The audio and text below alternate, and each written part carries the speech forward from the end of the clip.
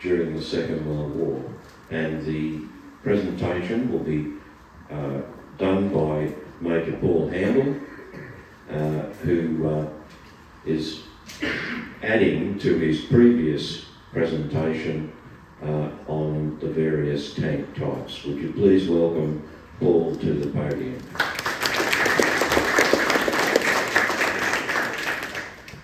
Thanks very much, Ron. Much appreciated. Last time we tried to present our full presentation on Australian-built vehicles, we had a little bit of a problem.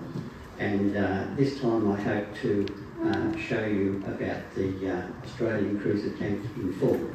Now, if I say it in full, I've been here for a couple of weeks. So we have to cut it down a little bit and show you what we could do in Australia.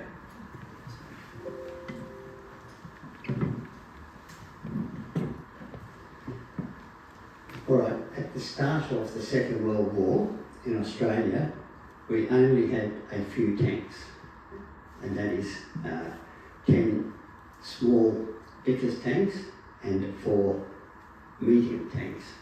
And these tanks had both come from the UK and had a little bit of use, but mainly with reserve type units, because we didn't have a large regular army at that time.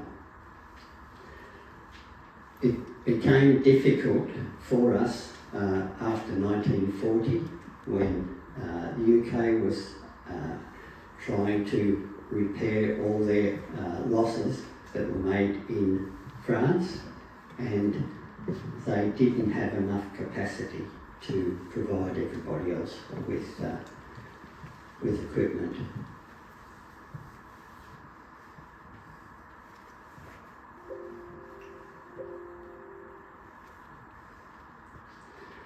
What sort of vehicles built by Australia did we have at the beginning of the Second World War? You can see there we had several types of armoured cars and a machine gun carrier which started to be built.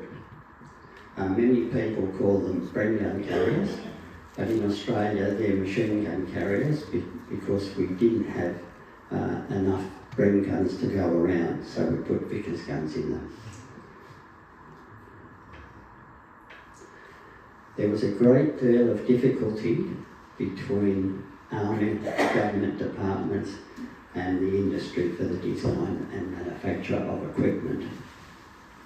Pardon me, I'll put the glasses on.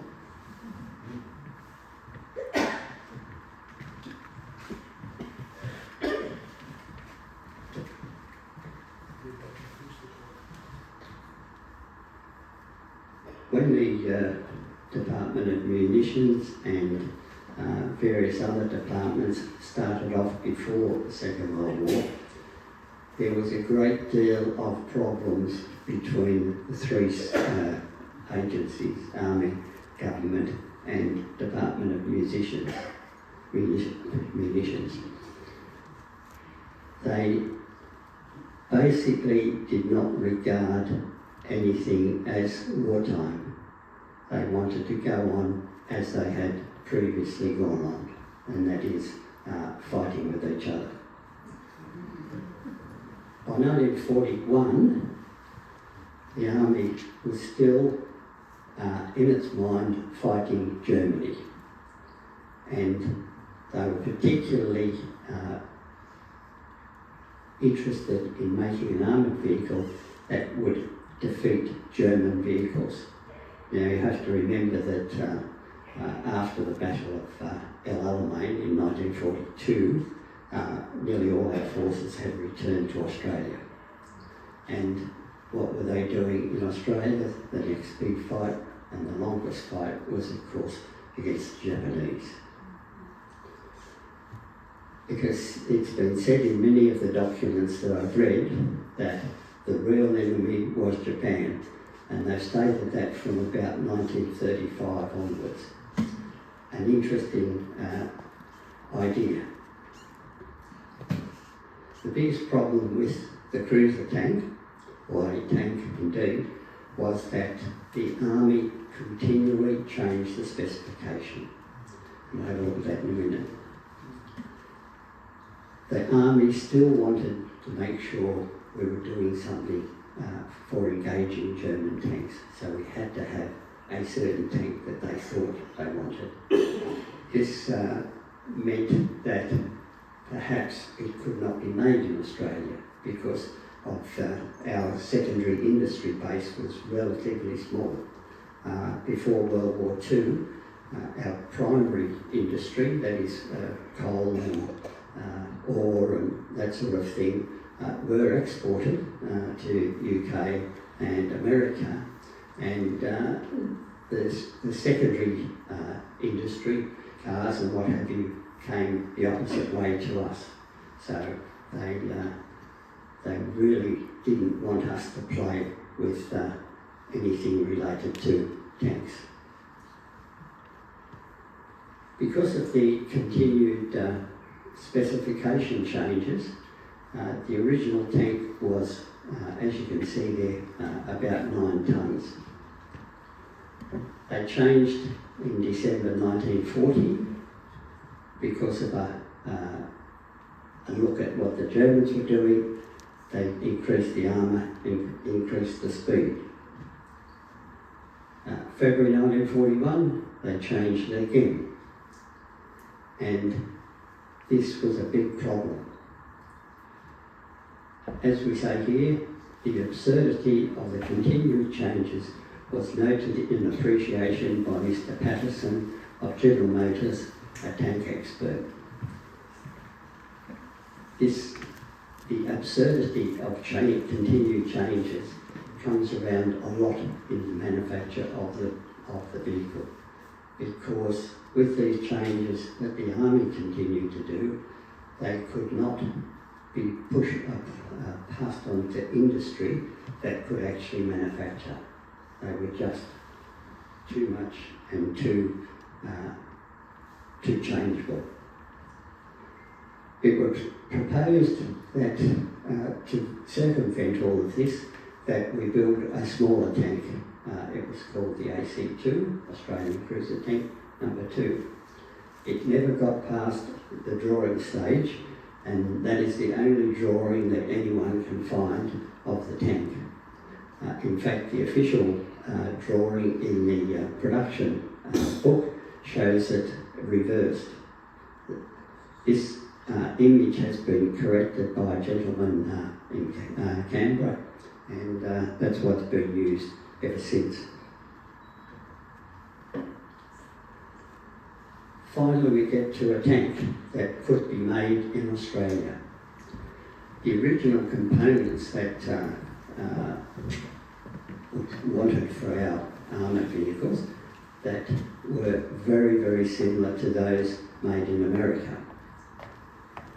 Radial aircraft engines, that's not unusual. The American Stuart tanks, the American M4, American M5 all had radial aircraft engines. Gearboxes, synchromesh gears, that's all very nice, and we used to have them here. I think everybody drives an automatic car now. And rolled armour plate was very difficult to find, firstly because they were used for ships and that sort of thing, and secondly, our industry was unable to roll plate of that thickness here in Australia. So what did we do to fix that? The steel industry could cast the entire turret and hull, and that means molten metal poured into a mould, cleaned up and drilled and made for the particular item. Gearboxes crash type, that means every time you change gear you had to double dead clutch, if people remember that. Yes. Good. And the crash type gearbox could be easily made here in Australia, and the company Sentinel, Richardson, David Brown, that was a dead term during the war, and they were located in Camperdown. They were the people that could make the gearboxes. some Cadillac car engines were available, and singly they could not power the tank. So an invention was made of three engines put in a clover leaf design. We'll look at that in a minute as well.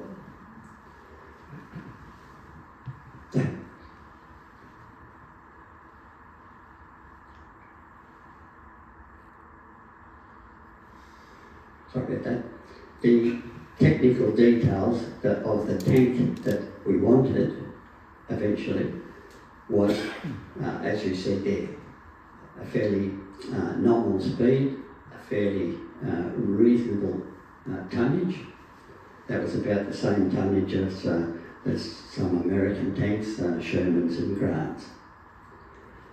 The 2-pounder gun was the only basic gun we had in Australia at the time.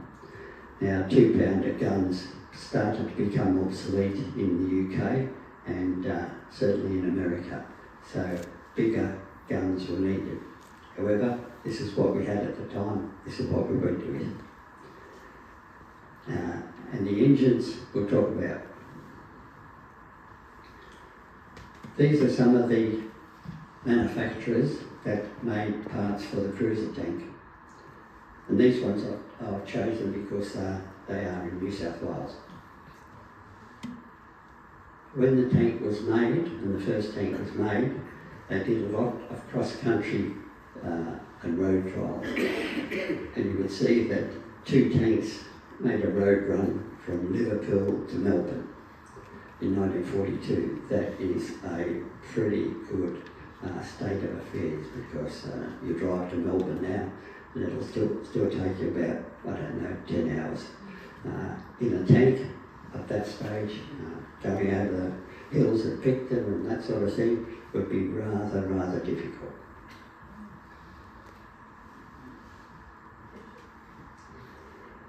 The first cruiser tank that was ever built, E1, experimental model, number 1. This tank came out of the Everly local workshop in Sydney. You can see all the workers standing around looking at their handiwork, and the tank there has a completely cast turret and a completely cast hull and Australian designed and built tracks and rollers and so on. The tank went on trial. You can see there it's pretty basic in its form, but it had to be trialled before we could do anything else. One of the biggest problems was that we did not do sufficient trials on the tank.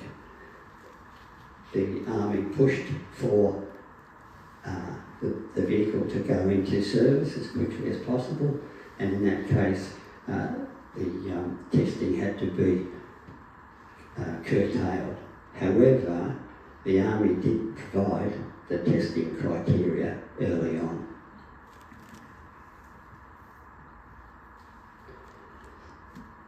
These are the cast steel parts of the tank. So you'll see the turret and hull, final drive housing, and then all the smaller components. They were all cast here in Australia, in Sydney, at Bradford Kendall in Alexandria. And Bradford Kendall was still going when I started as an apprentice, just a few years back. So we can see here the turret and hull castings, and they were extremely well done. They were machined, as you can see on the hull, and you can see the turrets starting to be fixed up for manufacture.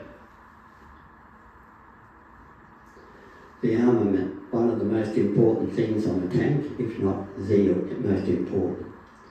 So we have a 2-pounder gun, and as the main armament, and it had a coaxial Vickers .303 machine gun as the coaxial. Coaxial means that the machine gun is mounted in the mounting width alongside the 2-pounder gun. The second Vickers was mounted in the hull and a large mounting to cover that. You'll see the Vickers gun at the bottom, and obviously it was put on without tripod, what have you, but it had a rather large water jacket. One thing about the Vickers gun in this sort of arrangement was that your cooling pipes could be pushed in, shall we say, with the engine cooling system, and therefore, as long as you had ammunition, you could keep firing.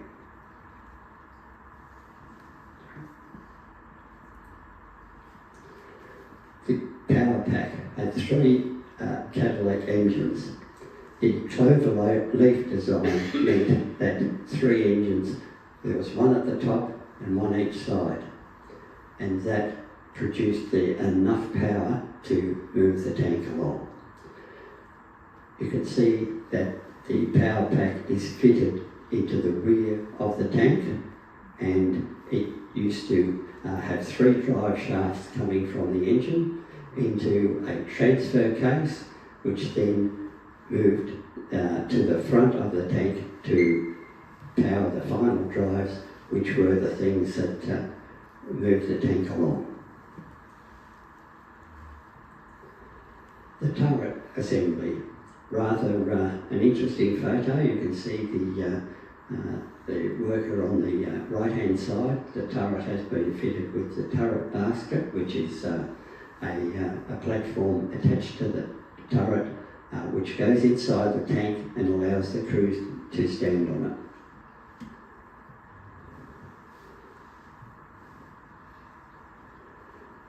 That's a shot of the Chilora workshops where the tanks were originally assembled. You can see it's rather a large factory, and because it's railway workshops, it was obviously long enough to take carriages and engines and what have you. I'm sure David can tell me. Sorry, that's an in-joke between us. Testing the tanks. Before the actual tanks went into service, they had to be tested. And you'll see there going over a gravel hill, going over a pile of rocks.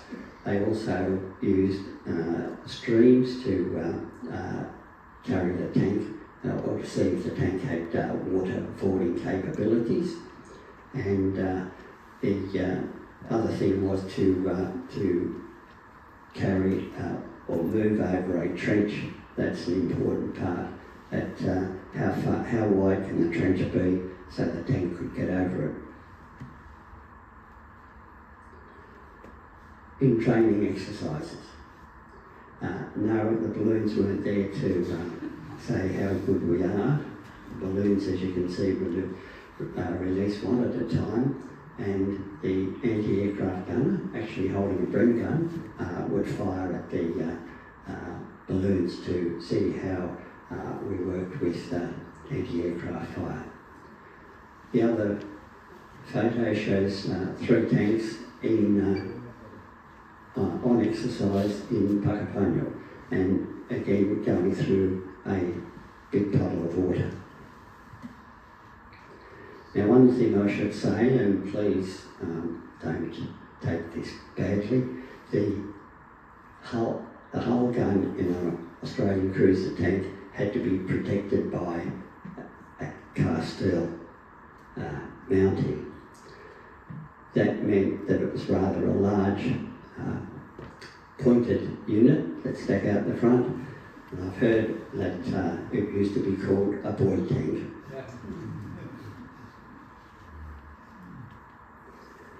How big was the tank? These are 2 photos showing the cruiser tank compared to 2 other tanks which we received. There's the Matilda tank, which we used in the jungle from 1943 onwards.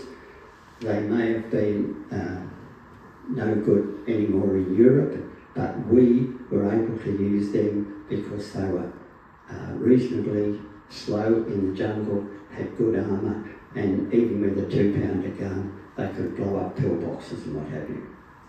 The cruiser tank is in the centre, and the American M3 Lead and Grant series is on the right.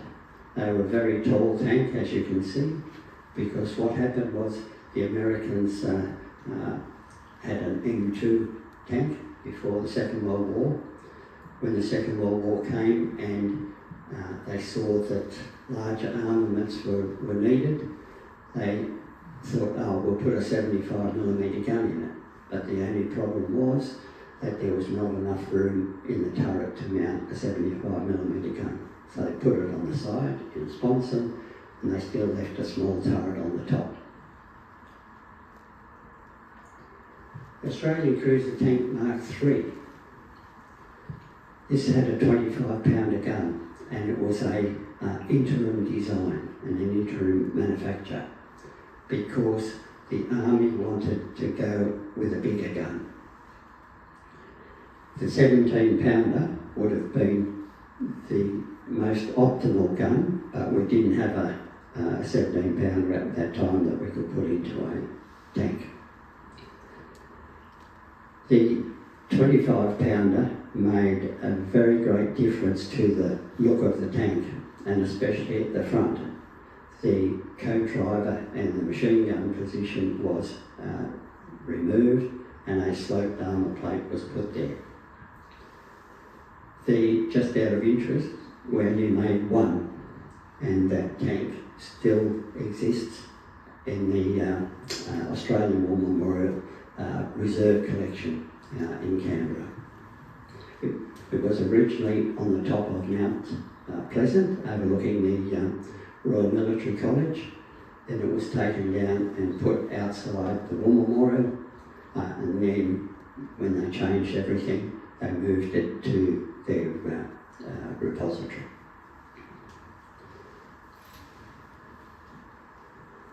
There's an AC-4 tank that was produced, and this is This was what the Army wanted, a 17-pounder gun. The photo on the left shows the vehicle with two 25-pounders. It's not because we thought that's what we really want, was two guns, but the 17-pounder had a rather large recoil, and we didn't have one at the immediate time to test that recoil. So two 25-pounders were mounted in the turret and fired together, and that made sure that our recoil system for the 17-pounder was good. And just out of interest, I've heard that when the two guns were ready to fire, they could not make them fire because they did the firing mechanism attached to a long rope, and someone stood outside to make sure that he didn't get hurt. After a while, it would not work. And so the ordnance officer climbed up into the turret and fired the both guns together.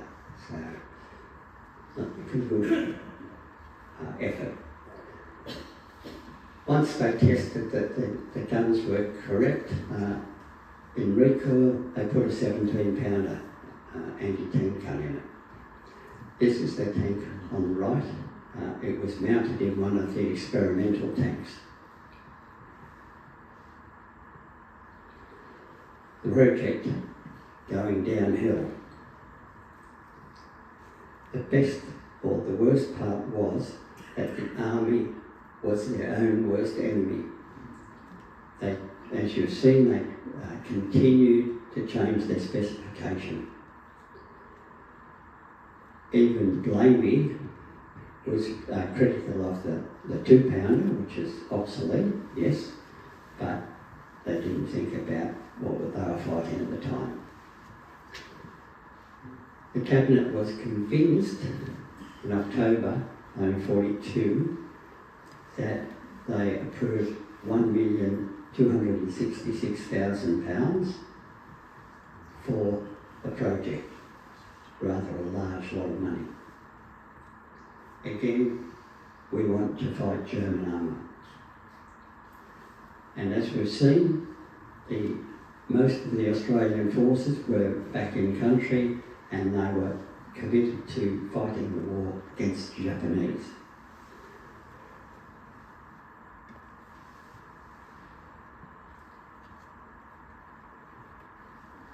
Yeah, sorry.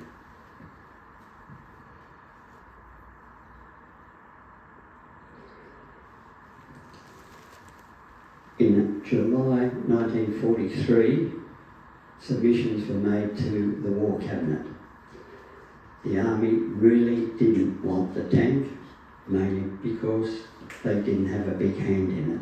They weren't allowed to say exactly how it would come out, because the Army, as we've seen, had no practical experience in the production of armoured vehicles, in fact any vehicle.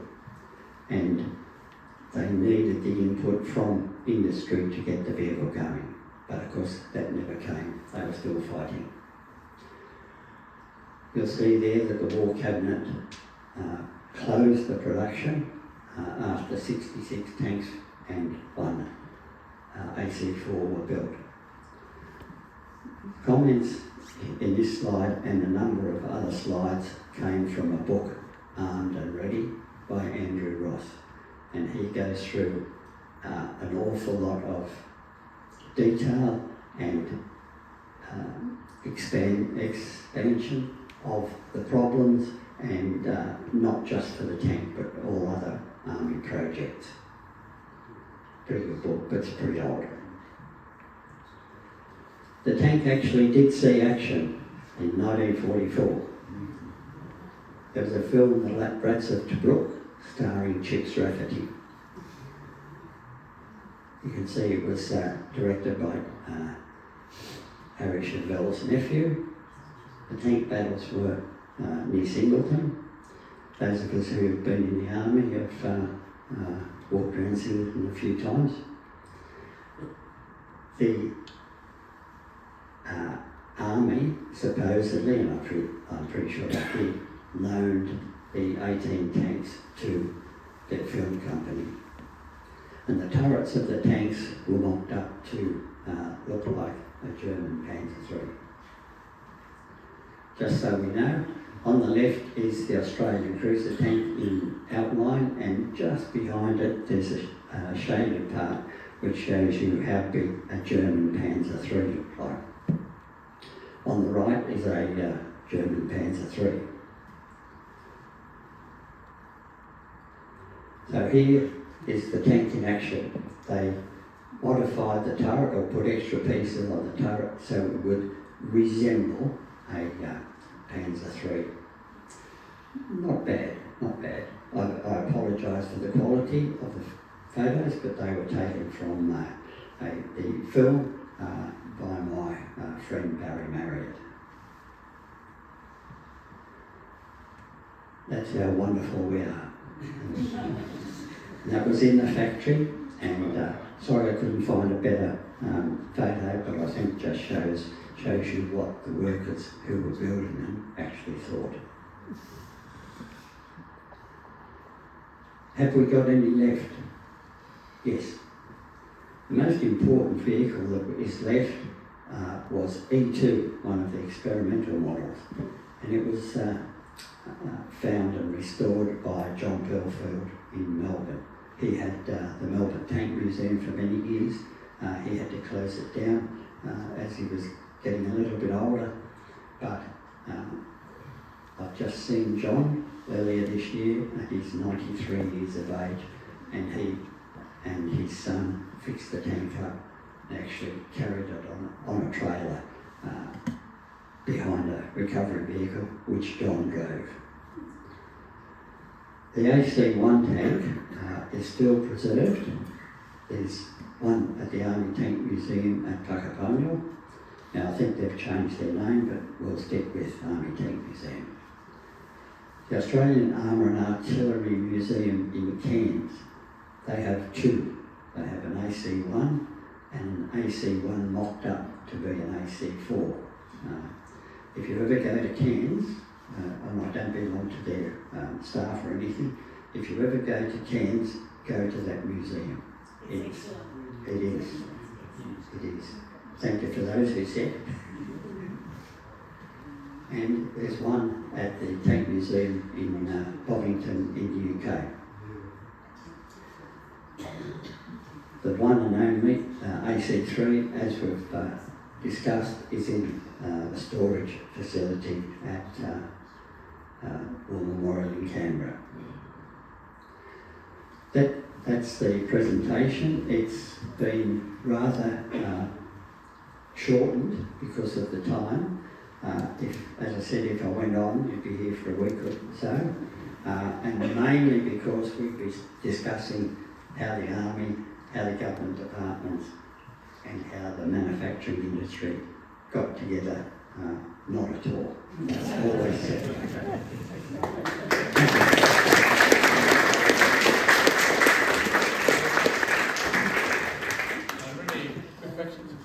I believe there is an AC1 held by a private collection in California, which leads me to the question that American sources keep stating that the AC1 had a very poor hill climbing ability.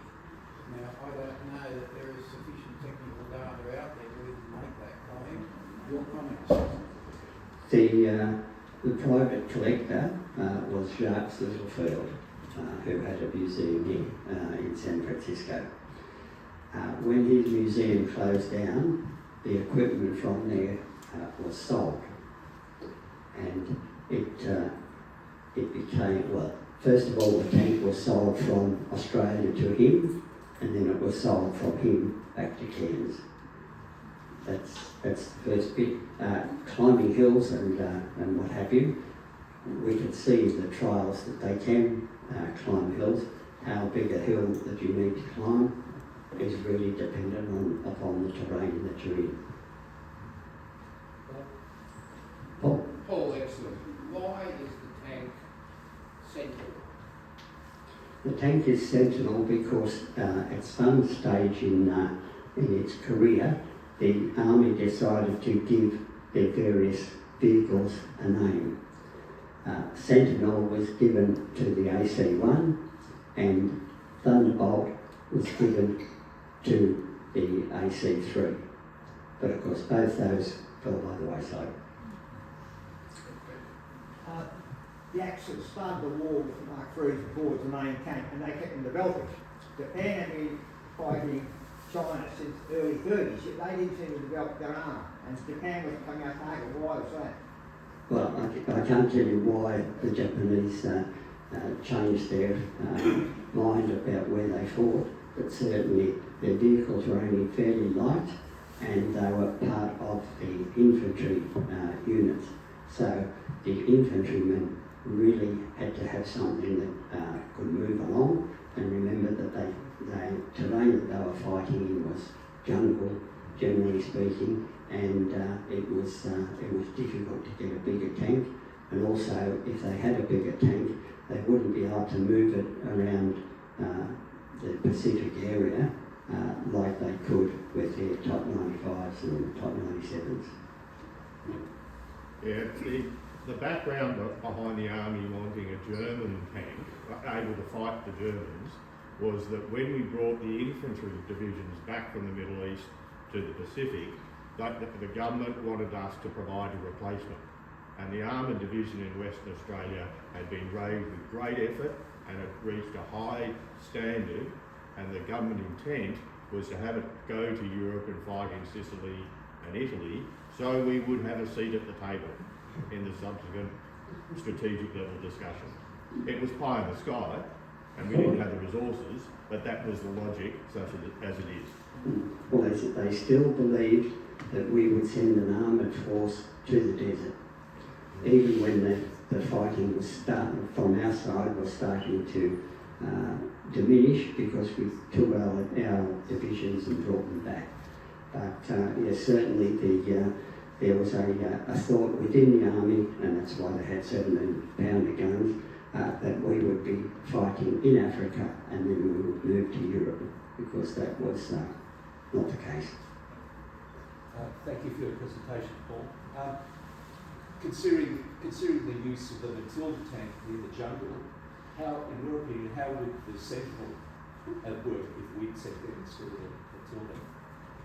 Because the Sentinel was a medium tank and it was designed to be a cruiser, that is, it would move at a reasonable pace, faster than the infantry, and they wanted a bigger gun for that purpose. The Matilda was not actually purchased or given to us because we needed a tank for the jungle, but when it came to pass that we moved into the jungle, the Matilda was the way to go. Infantry tank moving at a fairly slow speed, heavy armour, which the Matilda had, 2-pounder gun, which was very effective against pillboxes and what have you. Matildas could also be fitted with a 3-inch close support gun, which was also very good. Yeah, all wonderful as always. One of the things that sort of occurs to me in listening to your presentation is obviously the conflict between the Army, the government, the Defence Department. There's a shot, and the differences of opinion, etc. It would be nice probably if they'd spoken to people who actually knew something about how to produce and manufacture and what the capabilities were. But it occurs to me that the simplest solution, I'd be interested in what you think about this, the simplest solution is simply to do what the Canadians and the British did later in the war, where they just took the Sherman and just took the exact design and just built it and standardised it across all of the forces in Europe. And they would that have been feasible? They would sort of taken it and said, yeah, let's just build some Shermans. We had 400 odd Matildas and we had 750 Browns, M3s and M3 tanks. They were eventually arrived in Australia starting in the end of 1941. And they were the idea or the ideal vehicle to become cruiser tanks. The idea that we could import vehicles from the US or the UK was very, very important, and that's what actually happened when the tank, or before the tank project was dumped. We were getting the tanks, and that's how we went on. And by the way, the Army said, oh yes, we're going to get M4 Shermans, and they'll equip the Army. Yes, we got 3. One from the Brits, 2 from the Brits and 1 from the Americans. And they trialled those up in Cairns, I think, and in the jungle, and they were considered not good vehicles for the jungle, and we used Churchill tanks, which were infantry tanks moving at slow speed.